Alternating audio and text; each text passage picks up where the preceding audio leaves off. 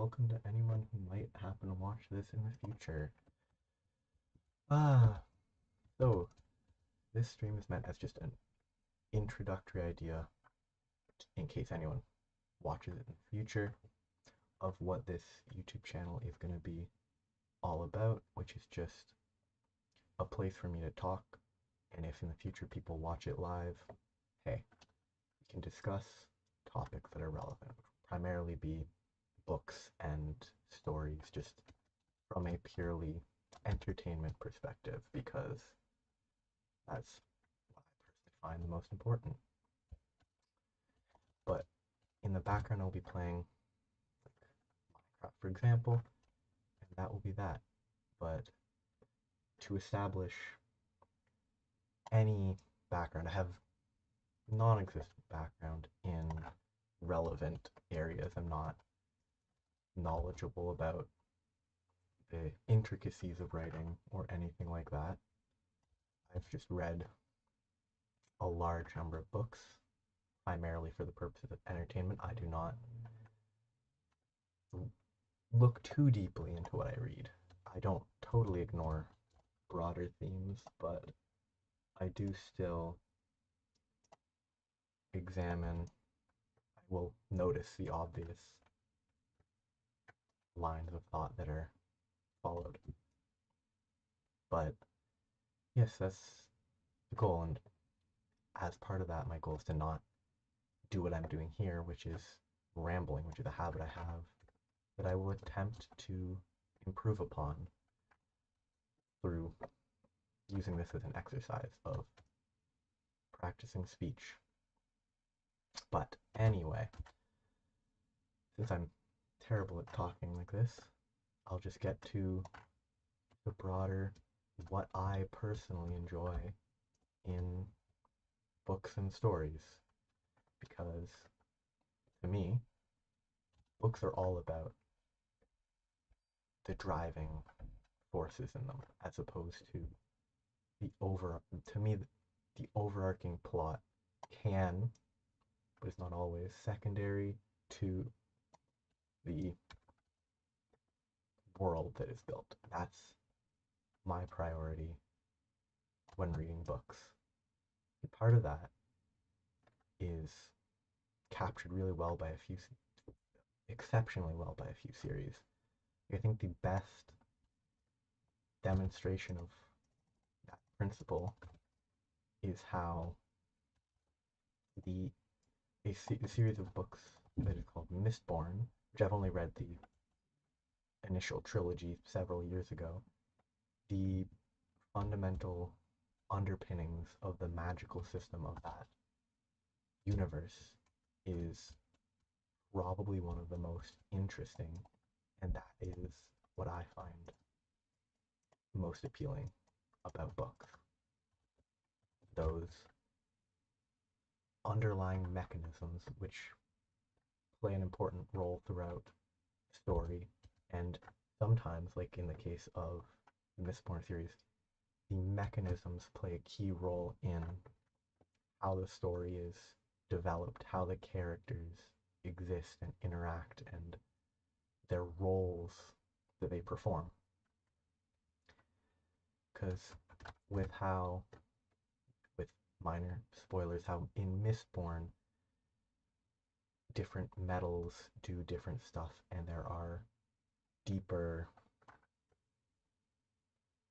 levels that get explored further into the series about specific applications of metals and how they can be used to, I can't remember how soon in the series this is, but it is a spoiler, how they can be used to control it, to in a degree control individuals in a way that is not initially displayed, and how that influences how the characters interact and trust one another, and yeah, the underlying magical system strongly influences what is being completed and how they need to solve problems. Whereas if that world was just a simple, very basic magic, there's, well, there's still obvious options because there's plenty of fantasy stories that follow relatively basic systems and they make use of that. There's much more to explore when the system itself is tailored to the setting in a very particular way. I find, yeah, see, I have rambled. I find that specialized magic and other elements like the pantheons of gods and such, how when those are super specific and something that can be have a deep dive in the story about, it's very appealing. And as part of that, probably my favorite series of books is the Malazan Book of the Fallen, which is a 10-book series written by Stephen Erickson, and it has so many elements that are maybe, while not wholly unique here and there, it has plenty about it that is not the common high fantasy tropes. Well, tropes, it's not quite right, but I mean the existences of gods and powerful individuals is a key part of the telling, and it's not straightforward with how they exist, and not in a, oh, it's dark, but in a reasonable way. No one within that story was ever truly immortal. Like everyone has or had some level of potential threat to their life that could have occurred because it has no established like individuals that, as far as I remember, were entirely incapable of dying. And that serves a great purpose where there's multiple layers to every story. Like the entire series starts off, frankly, very confusingly because there's so much that goes on under the surface that would influence how people can react to the events that occur, because from the beginning it starts with a bit of a mystery that I think takes a few books to be fully understood by virtue of the individuals who caused an initial scene are, you know, shrouded in shadow in more ways than one. And it lends itself to a very confusing beginning, but eventually it leads towards a very satisfying combination of elements when eventually everything falls into place. Now, one interesting aspect of that is how within the bounds of the main 10 books, well, not main, it's the ones written by Stephen Erickson. There's another bunch of books written by, I think it was his friend, which I have not personally read. I intend to read them eventually, but within these 10 books, there are even characters who there is no closure on, because the entire epic story which is being told is not an entire, it's just a phase. It is just a portion of many of the characters' lives. It does not fully encapsulate conflicts that are at play in the story.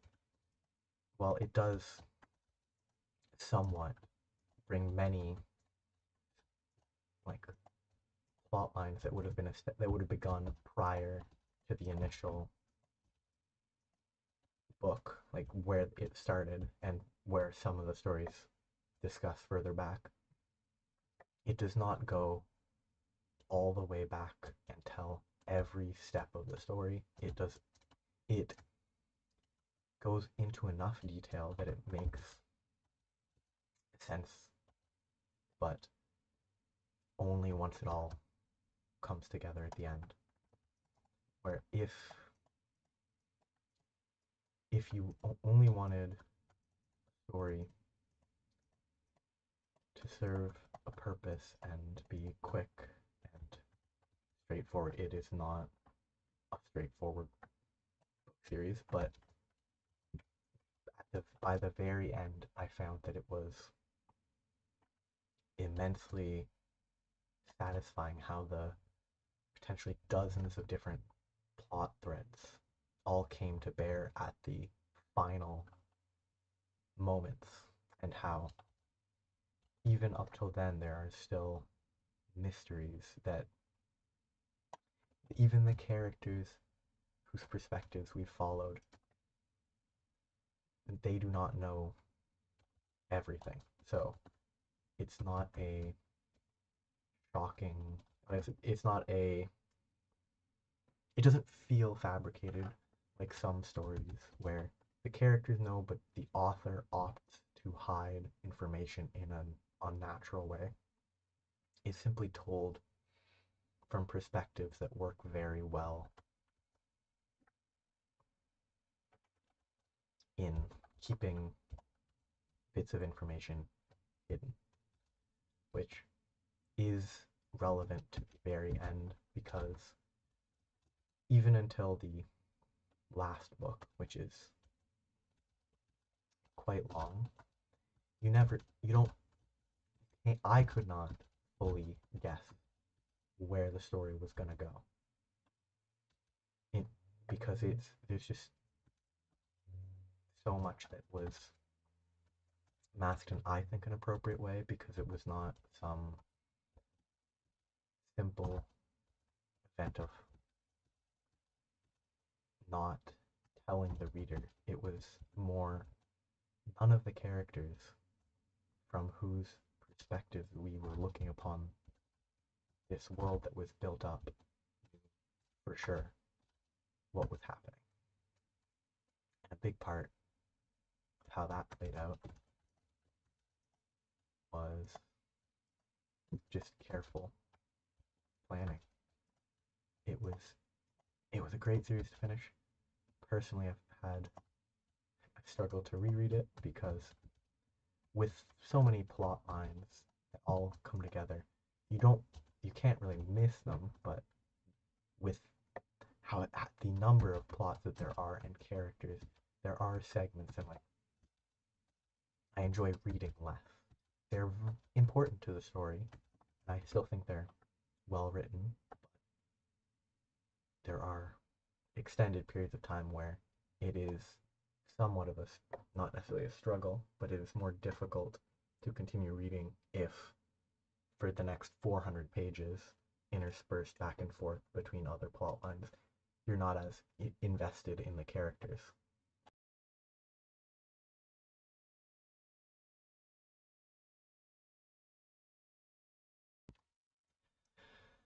Which, on a first read through, is I personally find less of an issue because I don't know exactly what is coming. But once you know how the story is gonna play, it's more difficult to maintain that sustained reading because to an extent it feels like you can skip it, but it's almost everything has a place. Now, that's probably my most recent. There's several other books when I was a fair bit younger that I really enjoyed then, and I still respect as stories now. but I would probably not recommend as like, hey, this is an exceptional story, mostly because there's very little about it that is exception unpredictable. Like many books that I read in the past that I still do enjoy were by nature of being written for 10-year-olds. They're predictable, which as long as the world is fun, personally can get past because if what entertains me the most is the world and to an extent the characters, if the plot falls behind a little, it's not a major issue. So one of these books, probably my favorite book from when I was younger, is the Ranger's Apprentice series. It's not the most exceptional series, but it has fun enough characters and enough fun moments that even when I tried to reread it recently and I got through several of the books before I just kind of got bored because I'd read it several times in the past, it's still fun to get through because like, you want to root for the good people and they always succeed, which is kind of the nature of children's books, which is also why it's predictable. But while it certainly is a heavily, it leans heavily into the, I don't know, mysterious, without actually being mysterious type of characters. But it does, I think the world that is built up and the mythos in said world about the characters who are viewed as magical, despite the fact that there's it's a fairly low fantasy, but it does still have several elements of fantasy that lead it to be not norm. It renders it, I believe, the definition is odd, but it's either low fantasy or high fantasy, but it's not fantasy. And what is appealing about that is how the fact that there does exist magic and mystical creatures, though I think they're pretty far between, it allows for that initial, maybe these people are on some degree magical. I mean, from a reality perspective, they are because the feats they perform are inhuman, but that's out of world. In world, they're not magical. But it provides a good story because it explores the world. And while it's not the most complex or unique world that is built, it does have stuff that is worth seeing in the context of a, I don't know, low to medium fantasy story, which is useful from an entertainment perspective. Now, another similar age range book that I probably liked less, but it's still one of the series that I read when I was a kid that really I remember is the Septimus Heap series, which now I don't remember too much about it because it hasn't really been one that I've felt interested in rereading, but it had, I feel, a good and like system of magic that was established. And while there's plenty about that system that I can't remember, it did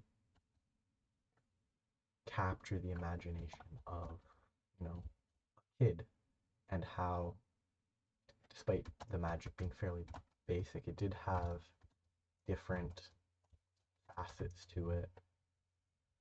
And while it was a fairly regular, hey, the main character is basically a chosen one type person, they nonetheless kept them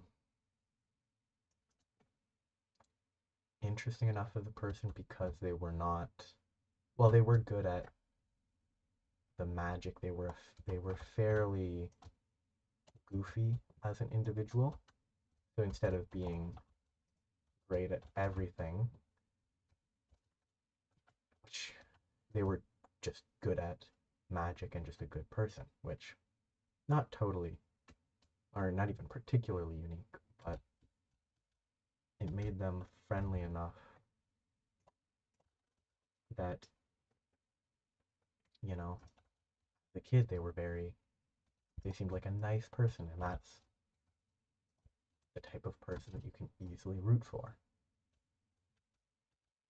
But one of the more intriguing parts is how they didn't totally avoid having characters who were just kind of mean. It was never terrible, but like there were characters who did not have an especially deep-seated reason for being villains beyond simply like jealousy. And while characters did get redemptions, any redemptions that sort of were achieved were not just handed out, despite being, a book series targeted at relatively young children. So it had a bunch of elements of that books that didn't stick with me as well. I don't think had where people who were evil, for lack of a more nuanced word, in this they were redeemable, but and they also weren't necessarily victims. They were simply flawed, and they made mistakes that were frequently their own fault. Now, one of the main sort of villains that it was more of a comic relief did become a villain not through any fault of their own. If I remember correctly, they were simply, taken advantage of in an extreme way, and eventually I think they became friendly, but it took time, which is a much more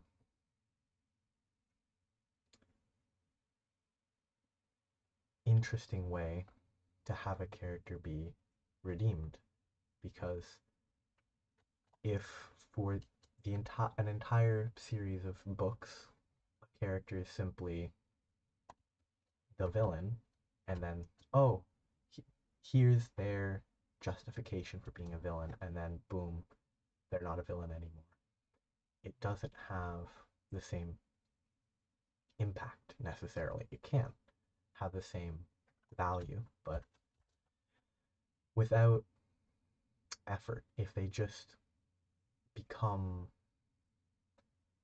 one of the good guys just because they made some mistakes, and you learn that they made the mistakes, it's frequently less impactful. And so the fact that the characters who made these mistakes, or in the case of another character, were taken advantage of. The fact that it took time to get to a better position makes it much more important. And so that's very appealing to me. And I imagine that's part of why this series stuck with me and I actually remember it, unlike who knows what other books I've read in the past that I barely remember. There are several that I do remember, but from the books that were heavily geared towards children, it's about the only one, these two, Ranger's Apprentice and the Septimus Heap series, are the only ones that have actually stuck with me to the point where I can remember some specific details about the story.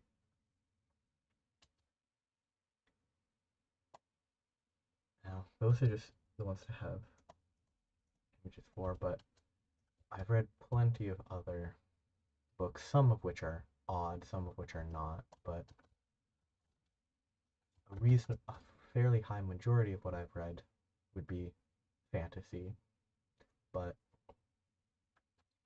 like more recently I've taken to reading, well, more recently meaning the last like 8, 9 years, I've read many translated works, which mostly just low level, like light novel, web novel type stuff from China, Korea, and Japan, because they all have very different underlying like mythos, which shapes the stories that are built. So it has a very like all these novels that are, I personally feel, objectively not the best, though that's just, some of them are not great. Some are actually very well written, I feel, or that could be the translation. I can't judge the quality of actual writing, but they do a good job of building interesting worlds. Many of them. Many don't, and many fall into common tropes and the like, but it's often enough that the differences from the Western fantasy are enough to be appealing on a basic level, because having read many books, having something which is totally different baseline and not clearly like drawing stuff that is common from Lord of the Rings or other well-known fantasy in the West, which I assume Lord of the Rings has probably been read a bunch and translated a ton. It probably has a large audience elsewhere as well, but the fact that the like mythology and such, like, it doesn't, most of these types of things don't draw from the same common elements as Western stories, and while they do definitely draw from the same base themselves and it can get repetitive,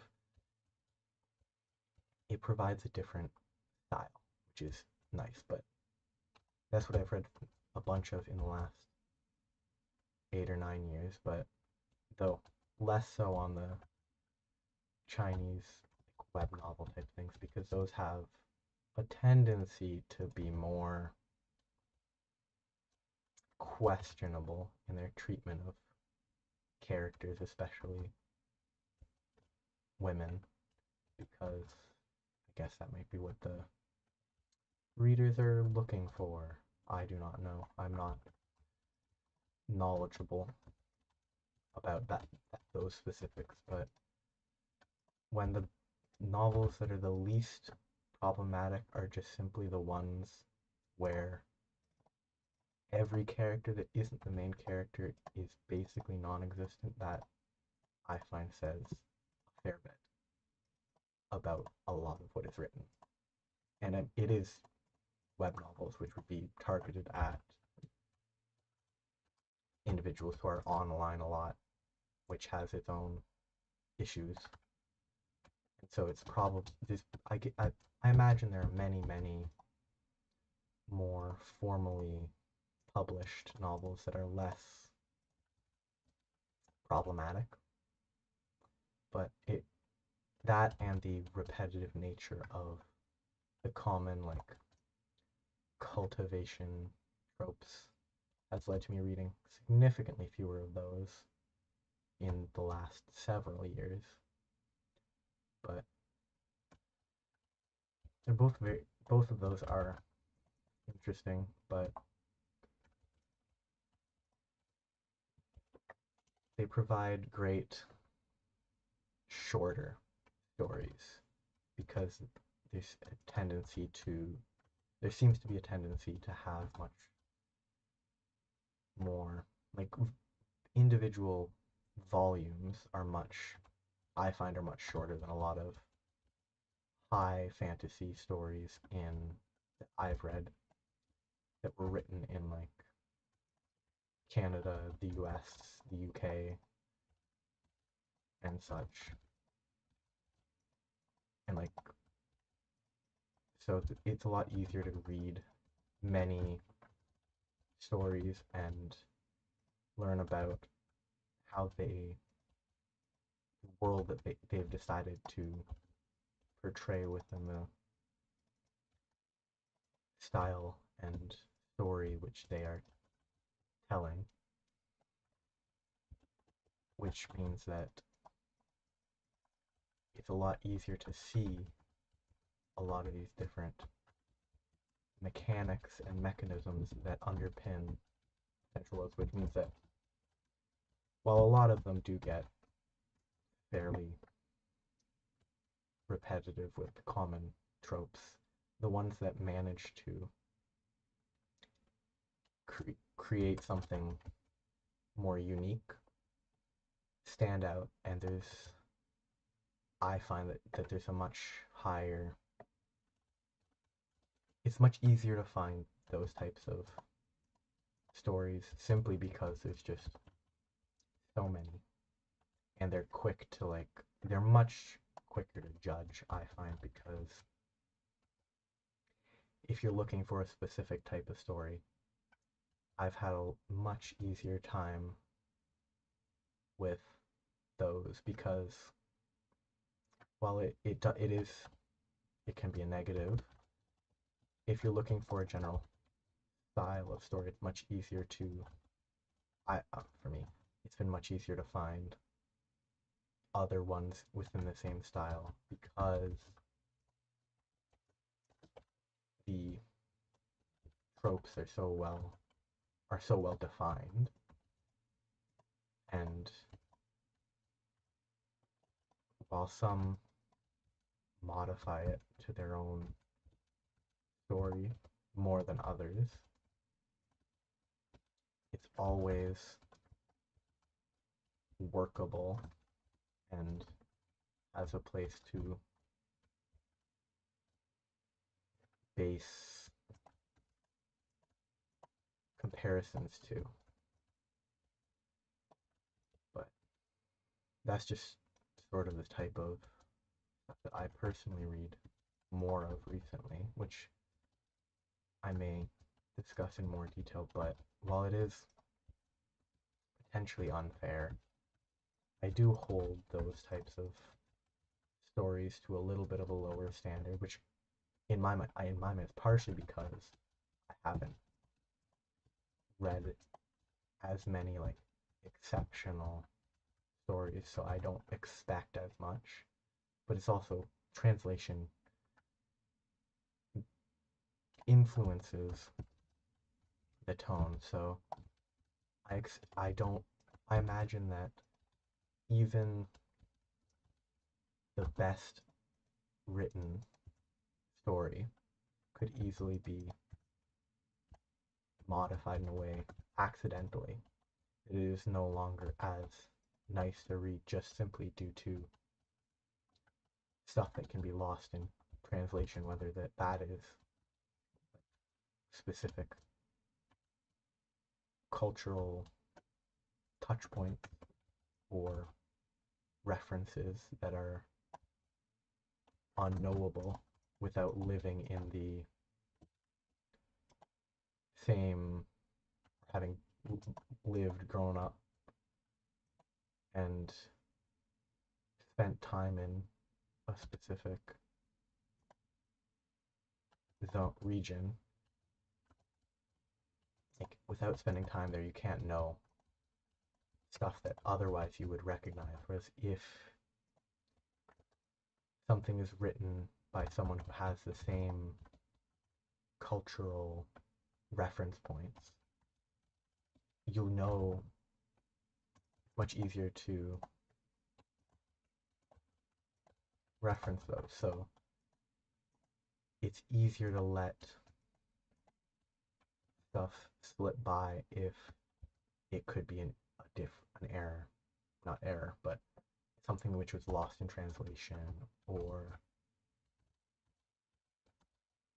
just is impossible to translate without the reader's knowledge of the topic. So it's easier. So I find that I'm prone to being fairly passing on it, and the short nature of those types of stories, it leads to it's a couple hours reading, and then if I don't like it, I can stop after a book or something, or that sort of level. Whereas many of the books that I've read, whether sci-fi or fantasy, they're many hours of reading, or if it's not in one sitting, it could be a couple days that it would take.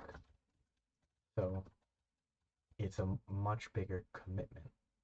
And if it's bad, I generally don't want to quit partway through, because like plenty of books improve as you read them, because the you learn more about the world, about the people. So it's much more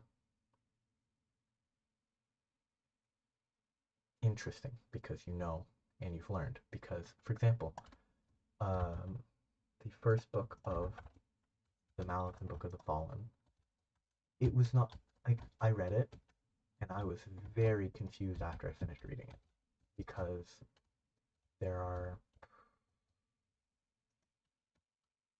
maybe 3 or 4 different threads to follow that not all of them are fully complete, and there's plenty of in-world lore and information that if you don't know, it will feel confusing. But most of the confusing elements are fully explained later in later books. So even getting to the second, third book of the series, it makes it easier to understand sort of what's going on in the world.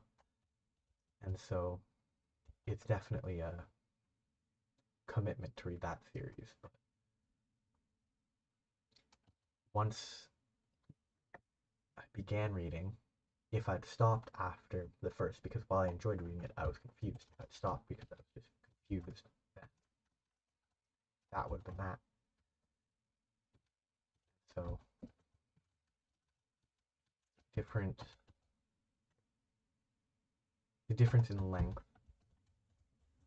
is a key factor in my personal judgment of a book or a story.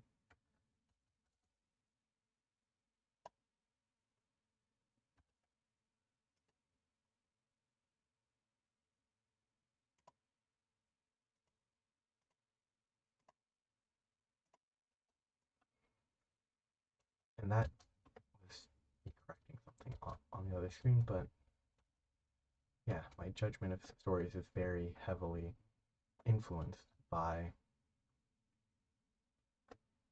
the commitment necessary. to get through the story. There are several books that, like light novels and web novels, that I've found were a great deal of fun to read. I genuinely think they're well written and well built worlds, but admittedly, many of the books that I read when I was younger were somewhat curated by my parents. They hadn't necessarily read them, but they had looked into them and made decisions based on that. So that could be influencing my opinion. But there have not been many books that I've read that were long that I have strongly disliked. Whereas there's plenty of other ones, which admittedly, that could be because these types of books are not necessarily published by a publishing company, so it has less quality assurance. So it's easier for less well thought out stories to be released and read, because admittedly many of these were translated by fans and such. But yeah, that's sort of the different types of books that I've read recently. And at this stage, I realize that I've talked and I cannot remember what I've said, because it's just leaning into the habit of rambling on and not saying much. But if I were to start sort of clear right here, I'd say an important facet to me when reading books is the world. So going back to that, to me the number one most important element is how the world is built. If it has like beings that are ascended and do not age, like the Malazan Book of the Fallen, but can still die, that's a good hook that many of the characters are driven by that desire for that immortality, the power, the position of control. And that's a very useful element. And that world element of the world directly influences the plot. And even while this series, I think it had a great plot throughout, if in other series the plot is less well thought out, but the world is incredibly compelling, I personally find that to be passable, as long as the plot is not completely worthless, which some books are. But yes, that's talking about that. But another element that I feel like briefly touching on in the last minute or so that I'm going to be streaming this, different genres as a whole have great positions, and I've read some sci-fi, with the most memorable of which I can't even remember the specific name, but it was a series primarily emphasizing sapience of species, and oh no, I just remember the Dragon Riders of Pern, which is one of the sort of twist stories that I think was very compelling, which saying it under sci-fi to me ruins the twist a little bit if you ignore the styling and how it's written, which is, in hindsight, it's fairly sci-fi styling, which is what it is. And if I'd realized sooner, it wouldn't have been as much of a twist, but that's probably one of the more noteworthy sci-fi stories I've attempted to read. When I was like 8, I tried to read the first of Isaac Asimov's, and I think I read the first, and then I just didn't understand it because I was 8. Yes, I've read sci-fi. I've not read a large amount of sci-fi. I primarily read fantasy because to me that provides the greatest source for interesting worlds. Because while sci-fi can do many things with alien worlds and extremely high tech, it has it generally should maintain the laws of physics sort of as we understand them. And I've read summaries of ones that are crazy and probably super interesting as worlds, but fantasy allows for anything. It is not bounded by any proper like logic, which is appealing to me. But that's where I will stop today, having realized 40 minutes in that it was private the whole time. Hee hee. Terrible jokes. And as I leave, in case anyone watches it, the whole thing in the future, which I doubt will happen anytime, but yeah, it was interesting to me, and it will do me good to practice speaking.